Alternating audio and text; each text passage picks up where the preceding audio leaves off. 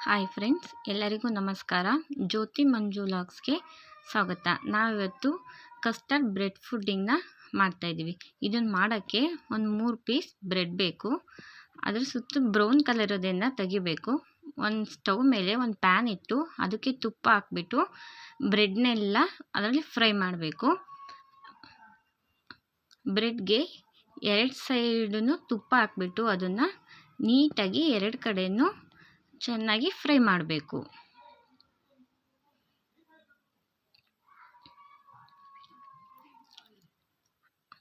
ಆ ಕಡೆ ಈ ಕಡೆ ಮಗ್ಚಿ ಹಾಕಿ ಅದನ್ನು ನೀಟಾಗಿ 2 ಸೈಡನ್ನು ಚೆನ್ನಾಗಿ ಫ್ರೈ ಮಾಡ್ಕೋಬೇಕು.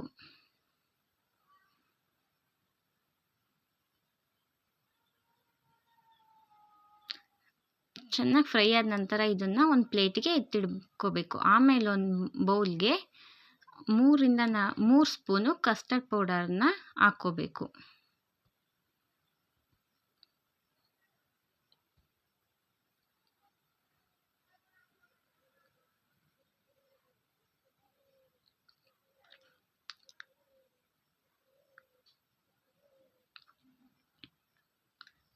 ಇದಕ್ಕೆ ಹಾಲು ಹಾಕ್ಕೊಂಡು ಚೆನ್ನಾಗಿ ಮಿಕ್ಸ್ ಮಾಡ್ಕೋಬೇಕು. ಇದರಲ್ಲಿ ಯಾವುದೇ ಒಂದು ಗಂಟುಗಳಿಲ್ಲದಲ್ಲಿ ನೀಟಾಗಿ ಮಿಕ್ಸ್ ಮಾಡ್ಕೋಬೇಕು. ಈ ಕಸ್ಟರ್ಡ್ ಪೌಡರ್ನ ಡೈರೆಕ್ಟಾಗಿ ಹಾಗೆ ಪೌಡರ್ನ ಹಾಕ್ಬೋದು. ಆದರೆ ಪೌಡರ್ ಹಾಕಿದ್ರೆ ಗಂಟಾಗುತ್ತೆ. ಹಾಗೆ ಈ ಥರ ಹಾಲಲ್ಲಿ ಇದನ್ನು ಫಸ್ಟು ಚೆನ್ನಾಗಿ ಮಿಕ್ಸ್ ಮಾಡಿ ಸೈಡಿಗೆ ಎತ್ತಿಟ್ಕೋಬೇಕು.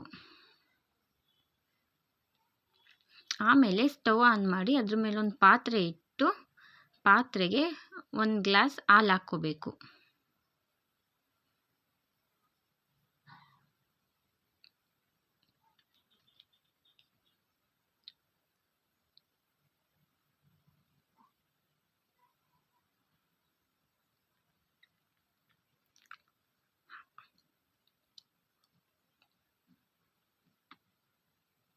ಹಾಲಿಗೆ ಒಂದು 3 ರಿಂದ 4 ಸ್ಪೂನು ಸಕ್ಕರೆ ಹಾಕ್ಕೋಬೇಕು.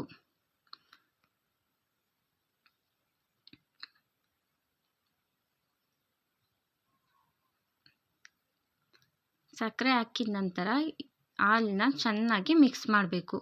ಸಣ್ಣ ಉರಿಲಿನೇ ಚೆನ್ನಾಗಿ ಹಾಲು ಕುದಿ ಬರೋ ಹಂಗೆ ಕಾಯಿಸಬೇಕು. ಆನಂತರ ಇದಕ್ಕೆ ಒಂದು ಏಲಕ್ಕಿನ ಪುಡಿ ಮಾಡಿಬಿಟ್ಟು ಏಲಕ್ಕಿ ಪುಡಿನ ಹಾಕಬೇಕು. ಏಲಕ್ಕಿ ಪುಡಿ ಹಾಕಿದ ನಂತರ ಅದನ್ನು ಅಷ್ಟೇ ಚೆನ್ನಾಗಿ ಮಿಕ್ಸ್ ಮಾಡಿ ಸಣ್ಣ ಉರಿಲಿನೇ ಚೆನ್ನಾಗಿ ಹಾಲನ್ನ ಕುದಿಸ್ಕೋಬೇಕು. ಹಾಲು ಚೆನ್ನಾಗಿ ಕುದಿ ಬಂದ ನಂತರ ಇದಕ್ಕೆ ನಾವು ಆವಾಗಲೇ ಮಿಕ್ಸ್ ಮಾಡಿ ಇಟ್ಕೊಂಡಿದ್ವಲ್ಲ ಕಸ್ಟರ್ಡ್ ಮಿಲ್ಕ್ದು, ಅದನ್ನು ಹಾಕಿ ಚೆನ್ನಾಗಿ ಗಂಟಾಗ್ದಿರ ಸಣ್ಣ ಉರಿಲಿನೇ ಚೆನ್ನಾಗಿ ಮಿಕ್ಸ್ ಮಾಡಬೇಕು.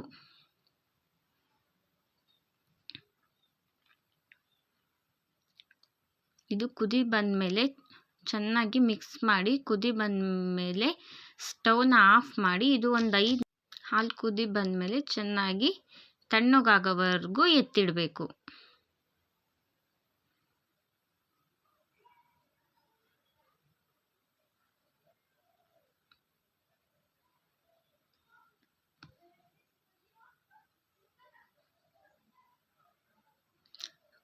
ಆವಾಗಲೇ ಫ್ರೈ ಮಾಡಿ ಇಟ್ಕೊಂಡಿದ್ದನ್ನ ಬ್ರೆಡ್ನ ತಗೊಂಡು ನಿಮಗೆ ಯಾವ ಶೇಪಲ್ಲಿ ಬೇಕೋ ಆ ಶೇಪಲ್ಲಿ ಬ್ರೆಡ್ನ ಸಣ್ಣದಾಗಿ ಕಟ್ ಮಾಡಿ ಎತ್ತಿಟ್ಕೋಬೇಕು.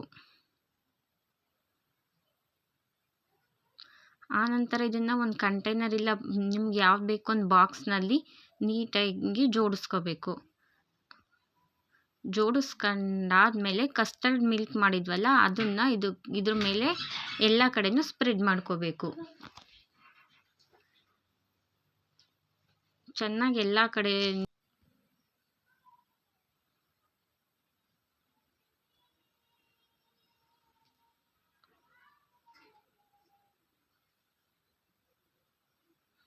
ಸ್ಪ್ರೆಡ್ ಮಾಡಿದಾದ್ಮೇಲೆ ಇದಕ್ಕೆ ಡ್ರೈ ಫ್ರೂಟ್ಸ್ನೆಲ್ಲ ಹಾಕ್ಕೊಂಡು ಮತ್ತೆ ಇನ್ನೊಂದು ಲೇಯರು ಬ್ರೆಡ್ ಪೀಸ್ ಏನು ಉಳಿದಿತ್ತು ಅದನ್ನೆಲ್ಲ ಮತ್ತೆ ಇನ್ನೊಂದು ಲೇಯರಾಗಿ ನೀಟಾಗಿ ಜೋಡಿಸ್ಕೋಬೇಕು. ಜೋಡಿಸ್ಕೊಂಡು ಮತ್ತೆ ಉಳಿದಿರೋ ಕಸ್ಟರ್ಡ್ ಮಿಲ್ಕ್ನೆಲ್ಲ ಅದ್ರ ಮೇಲೆ ನೀಟಾಗಿ ಹಾಕ್ಕೋಬೇಕು. ಯಾವುದೇ ಗ್ಯಾಪ್ ಇಲ್ದಲ್ಲಿ ಎಲ್ಲ ಕಡೆ ನೀಟಾಗಿ ಸ್ಪ್ರೆಡ್ ಮಾಡ್ಕೋಬೇಕು.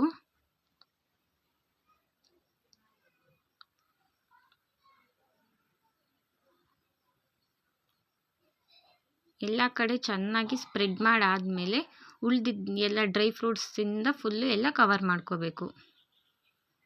ನಿಮಗೆ ಯಾವ್ಯಾವ ಡ್ರೈ ಫ್ರೂಟ್ಸ್ ಬೇಕು ಎಲ್ಲ ಡ್ರೈ ಫ್ರೂಟ್ಸ್ನೂ ಹಾಕೋಬೋದು. ಡ್ರೈ ಫ್ರೂಟ್ಸ್ ಎಲ್ಲ ಹಾಕಾದ್ಮೇಲೆ ಇದನ್ನು ಒಂದು 30 ನಿಮಿಷ ಫ್ರೀಝರ್ನಲ್ಲಿ ಎತ್ತಿಡಬೇಕು. ಇದು 30 ನಿಮಿಷ ಆದಮೇಲೆ ಫ್ರೀಝರಿಂದ ತೆಗೆದಾಗ ನೋಡಿ ಈ ಥರ ಇರುತ್ತೆ. ಇವಾಗ ಬ್ರೆಡ್ ಕಸ್ಟರ್ಡ್ ಪುಡ್ಡಿಂಗ್ ರೆಡಿಯಾಗಿದೆ.